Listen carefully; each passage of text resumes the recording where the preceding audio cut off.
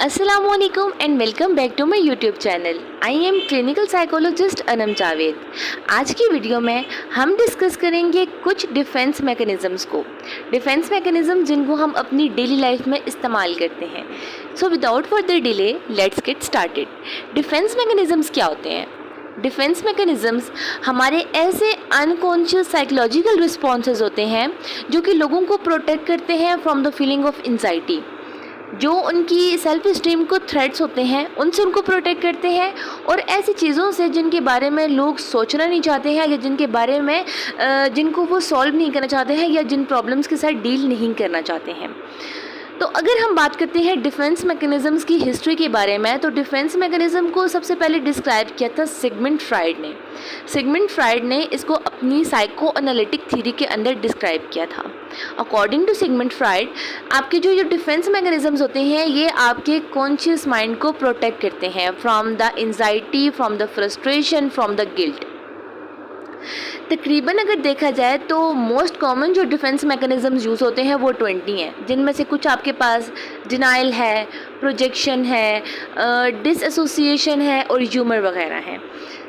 अगर हम इसके डिटेल के बारे में बात करते हैं तो सबसे पहला जो डिफेंस मैकेनिज़्म हमारी ईगो इस्तेमाल करती है वो होता है आपकी डिस्प्लेसमेंट।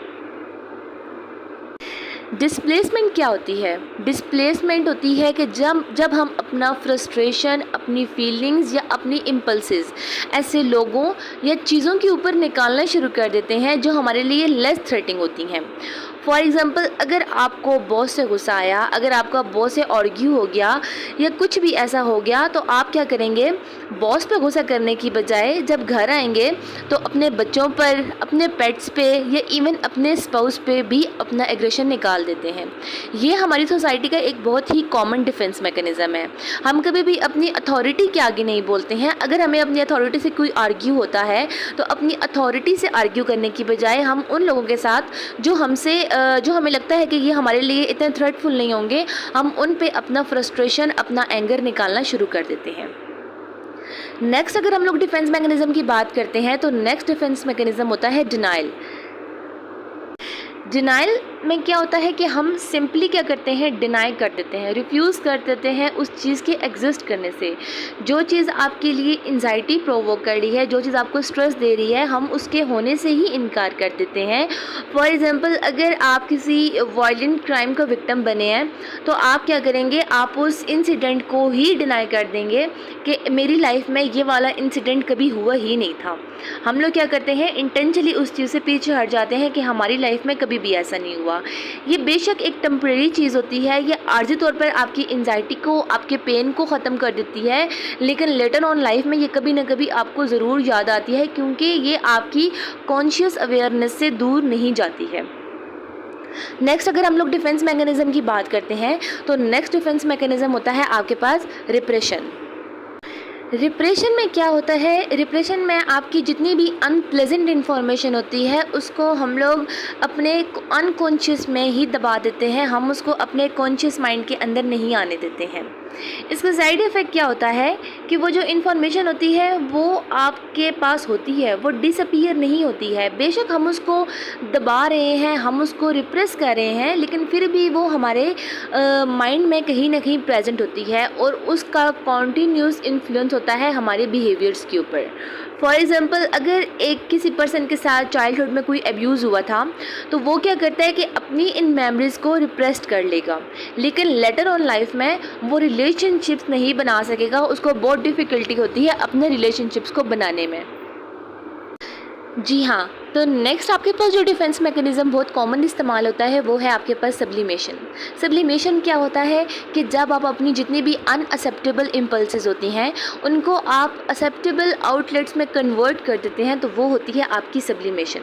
सब्लिमेशन एक बहुत ही ईजी वे होता है।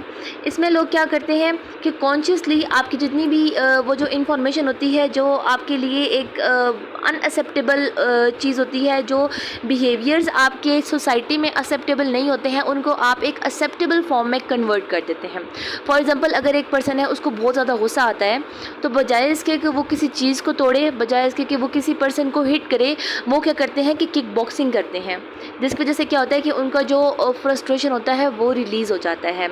ऐसे लोग जिनको बहुत ज़्यादा एंगर होता है, जिनको बहुत ज़्यादा गुस्सा आता है, जो बहुत एग्रेसिव होते हैं, वो बॉक्सिंग में वो रेसलिंग में ज़्यादा जाते हैं। इसकी वजह से क्या होता है कि उनका जो वो एक अनअक्सेप्टेबल इम्पल्स थी ना, एंगर वाली, वो बहुत एक्सेप्टेबल वे में सोसाइटी के सामने आ जाती है और उसके ऊपर आपकी जो सोसाइटी होती है वो आर्ग्यू भी नहीं करती है। जी हाँ, तो नेक्स्ट आपके पास जो डिफेंस मैकेनिज़्म आते हैं वो है प्रोजेक्शन।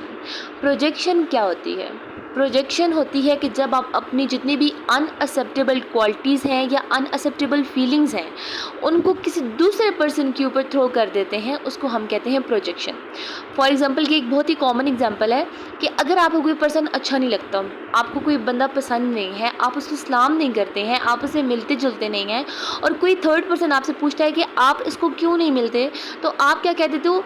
क्योंकि इसको मैं नहीं अच्छा लगता, क्योंकि ये मुझसे हर वक्त नाराज़ रहता है। ये एक बहुत ही कॉमन चीज़ होती है हमारी सोसाइटी में, हम इसको आम तौर पे अपनी लाइफ में एक्सपीरियंस करते हैं कि क्योंकि हमारी अपनी फीलिंग उसके बारे में नेगेटिव होती हैं, तो हम ये परसीव करते हैं कि वो भी हमारे बारे में ऐसे ही सोचता है। ये आपकी प्रोजेक्शन होती है, आपका सेल्फ डिफेंस मैकेनिज़्म। नेक्स्ट आपके पास आ जाती है इंटेलेक्चुअलाइजेशन। इंटेलेक्चुअलाइजेशन क्या होती है? जिसमें आप अपनी एंजाइटी को रिड्यूस करते हैं उस इवेंट के बारे में ठंडे दिमाग से सोच के। आपके लिए वो एक स्ट्रेसफुल इवेंट है, आपके लिए एक इमोशनली भी आप उस चीज़ में बहुत डिस्टर्ब हुए हैं, लेकिन आप फिर भी उस चीज़ के बारे में कूल माइंडेड होकर सोचते हैं। ना सिर्फ सोचते हैं बल्कि आप रिएक्ट भी वैसे ही करते हैं। फॉर एग्ज़ाम्पल अगर आपकी फैमिली में किसी पर्सन की डेथ हो गई है, तो उस टाइम पे बजाय बैठने के, सैड होने के, आप क्या करते हैं कि आसपास के इंतज़ामात को देखना शुरू कर देते हैं। उस इवेंट के हिसाब से, उस मौके के हिसाब से जो जो चीज़ें ज़रूरी हैं, आप उन चीज़ों पे फोकस करना शुरू कर देते हैं। ना सिर्फ आप उस चीज़ के बारे में परेशान होते हैं बल्कि आप साथ साथ उस चीज़ का सलूशन भी ढूंढ रहे होते हैं। आप उस चीज़ को, जो आपको उस टाइम पे काम करने हैं, आप उन सब चीज़ों को भी देख रहे होते हैं। ये होती है आपकी इंटेलेक्चुअलाइजेशन। देन आपके पास जो नेक्स्ट डिफेंस मैकेनिज़्म आता है वो है रेशनलाइजेशन। रेशनलाइजेशन क्या होता है? ये एक ऐसा डिफेंस मैकेनिज़्म होता है जिनमें आप अपने अनएक्सेप्टेबल बिहेवियर्स को या फिर फीलिंग्स को एक्सप्लेन करते हैं इन अ रेशनल और लॉजिकल मैनर। आप अपने बिहेवियर्स का रीज़न देना शुरू कर देते हैं, आप जो ट्रू रीज़न होता है उसको छुपा लेते हैं। फॉर एग्ज़ाम्पल अगर आप ने किसी पर्सन से मिसबिहेव किया, अगर आपने किसी पर्सन के साथ कुछ भी ऐसा किया जो आपको लगता है कि अच्छा नहीं था, तो आप क्या करते हैं? बजाय अपनी गलती मानने के आप कहते हैं कि मैंने ये सब कुछ किया क्योंकि ये पर्सन डिज़र्व करता है। अगर एक स्टूडेंट है, उसने बहुत बुरा स्कोर किया है अपने एग्ज़ाम के अंदर, तो वो क्या करता है? बजाय अपनी मिस्टेक मानने के कि मैंने प्रिपरेशन अच्छी नहीं की थी, मुझे तैयारी अच्छी नहीं थी, वो क्या कहता है? मेरा टीचर ऐसा था, मेरा एग्ज़ामिनर बुरा था, जिसने पेपर चेक किए उसकी मिस्टेक थी। तो ये यूजुअली क्या होता है? ये एक बहुत ही कॉमन डिफेंस मैकेनिज़्म होता है जो हम लोग अपनी डेली लाइफ में यूज़ कर रहे होते हैं।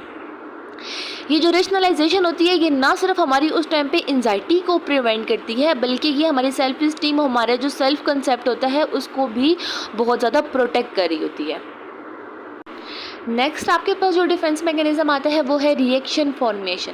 जब अपने आप रिएक्शंस को खुद से फॉर्मेट करना शुरू कर देते हैं, जब आप अपनी अनवांटेड इम्पल्सेस को रिप्लेस कर देते हैं बिल्कुल उसके ऑपोजिट के साथ। लेट्स सपोज अगर आप किसी भी चीज़ की वजह से परेशान हैं, अगर आप किसी भी पर्सन से नाराज़ हैं, तो बजाय अपनी नाराज़गी दिखाने के या अपनी परेशानी दिखाने के आप क्या करते हैं? बिल्कुल उसके ऑपोजिट रिएक्ट करना शुरू कर देते हैं। आप उसके सामने बिल्कुल हैप्पी एक्टिंग स्टार्ट कर देते हैं कि मैं बिल्कुल नॉर्मल हूँ, मैं बिल्कुल ठीक हूँ। तो ये होती है आपकी रिएक्शन फॉर्मेशन, जिसमें हम क्या करते हैं? अपने जो रिएक्शंस होते हैं उनको खुद से ऑपोजिट तरीके से फॉर्मेट करना स्टार्ट कर देते हैं। जी, तो ये थे हमारे पास कुछ डिफेंस मैकेनिज़्म। इसके अलावा भी हमारे पास कुछ डिफेंस मैकेनिज़म्स होते हैं जो बहुत ही कॉमनली हम लोग इस्तेमाल कर रहे होते हैं। उसमें सबसे पहले आपके पास आता है एक्टिंग आउट। आपकी जो जितनी भी स्ट्रेस होती है या जो भी चीज़ आपको परेशानी दे रही होती है, उससे हम क्या करते हैं डील करने के लिए, अगर एक पर्सन है अगर उसको गुस्सा आता है किसी बात से, तो वो क्या करेगा, आपने क्या किया कि आपने दूसरे पर्सन को नहीं बताया कि मुझे तुमसे गुस्सा है, वो क्या करते हैं कि चीखना चलाना शुरू कर देते हैं विदाउट एनी रीज़न, चीज़ें फेंकेंगे, अपना एग्रेशन और तरीक़ों से शो करेंगे। वो एक्शंस के थ्रू अपना एग्रेशन शो करना शुरू कर देते हैं। अपनी ईगो को सेटिस्फाई करने के लिए वो उस पर्सन से तो बात नहीं करते, लेकिन उसके अलावा डिफरेंट बिहेवियर्स परफॉर्म करते हैं, जिससे उनका जो एंगर होता है वो शो हो जाता है कि उनको किसी चीज़ से गुस्सा आ रहा है। एक और आपके पास जो डिफेंस मैकेनिज़्म है वो है अवॉइडेंस। हम क्या करते हैं कि ऐसी चीज़ें जो अनप्लेजेंट होती हैं, ऐसे इवेंट्स, ऐसे सिचुएशंस या फिर ऑब्जेक्ट्स जो अनप्लेजेंट होते हैं, हम क्या करते हैं उनको रिफ्यूज़ करना शुरू कर देते हैं, उनको अवॉइड करना शुरू कर देते हैं। फॉर एग्जांपल, अगर आपको कोई प्रॉब्लम है तो अपने प्रॉब्लम को डिस्कस करने की बजाय हम क्या करेंगे कि अपने प्रॉब्लम को अवॉइड करना शुरू कर देंगे। हम उसके बारे में किसी से डिस्कस ही नहीं करेंगे, हम उस इशू के साथ डील ही नहीं करते हैं। नेक्स्ट आपके पास जो डिफेंस मैकेनिज़्म आता है वो है फैंटेसी। फैंटेसी में हम क्या करते हैं, रियलिटी को अवॉइड करने के लिए हम एक अपनी फैंटेसी वर्ल्ड बना लेते हैं। हम अपने माइंड को सेफ प्लेस पे ले जाते हैं। ऐसे लोग डे ड्रीमिंग बहुत ज़्यादा करते हैं। अपने आसपास की स्ट्रेस को, अपने आसपास की फ्रस्ट्रेशन को वो किस तरीके से रिलीज़ करते हैं, अपनी ड्रीमिंग के थ्रू, अपनी फैंटेसीज़ के थ्रू। उनकी अपनी एक फैंटेसी वर्ल्ड होती है जिसमें उनका जो माइंड होता है वो बहुत रिलैक्स होता है और वो बहुत सेफ प्लेस पे होता है। एक और आपके पास जो बहुत ही कॉमन डिफेंस मैकेनिज़्म है वो है ह्यूमर्स। हम क्या करते हैं, किसी भी सिचुएशन के अंदर जो अपना फ़नी या आयरॉनिक एस्पेक्ट ले आते हैं। फॉर एग्जांपल, अगर आप किसी स्ट्रेसफुल या किसी ट्रॉमेटिक सिचुएशन में हैं तो आप क्या करते हैं, कोई जोक क्रैक कर देते हैं, कोई फ़नी बात कर देते हैं, जिसकी वजह से क्या होता है कि थोड़ा सा इन्वायरमेंट लाइट हो जाता है। जी हाँ, तो एक और आपके पास जो डिफेंस मैकेनिज़्म आता है वो है अनडूइंग।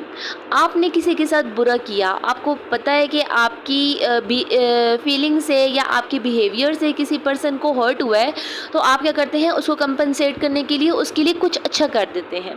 आपको लगता है कि आपके अच्छा करने से आपका जो उसके ऊपर एक बुरा इम्पैक्ट गया था या आपने उस पर्सन को जो हर्ट किया था वो कंपनसेट हो गया, वो ख़त्म हो गया। आपने उस एंगर को या आपने उस फीलिंग को अनडू कर दिया है। कहा जाता है कि ये जो डिफेंस मैकेनिज़म्स होते हैं ये नेगेटिव रिएक्शंस होते हैं। ये आर्जी तौर पे हमारे अंदर से स्ट्रेस को रिलीज़ तो कर देते हैं, हमारी सेल्फ इस्टीम को भी प्रोटेक्ट कर लेते हैं, लेकिन बाद में हमारे लिए प्रॉब्लम ज़्यादा बढ़ा देते हैं। जब तक हम अपनी प्रॉब्लम्स को, जब तक हम अपनी स्ट्रेस को फेस नहीं करते हैं, तब तक हम अपने प्रॉब्लम्स के सोल्यूशन नहीं ढूंढ सकते हैं। लेकिन कुछ डिफेंस मैकेनिज़म्स आपके लिए हेल्पफुल भी होते हैं। For example, utilising humours. अगर आप किसी भी स्ट्रेसफुल सिचुएशन के अंदर या फिर एंजाइटी प्रोवोकिंग सिचुएशन के अंदर आप किसी भी ह्यूमर का यूटिलाइज़ कर लेते हैं, तो ये आपके लिए बहुत अडेप्टिव डिफेंस मैकेनिज़्म हो सकता है, आप उसको यूज़ कर सकते हैं। आपको मेरी वीडियो पसंद आई है तो प्लीज़ मेरी वीडियो को लाइक करें, मेरे चैनल को सब्सक्राइब करें और अपने फ्रेंड्स के साथ ज़रूर शेयर करें। अपना बहुत ज़्यादा ख्याल रखें। अल्लाह हाफिज़।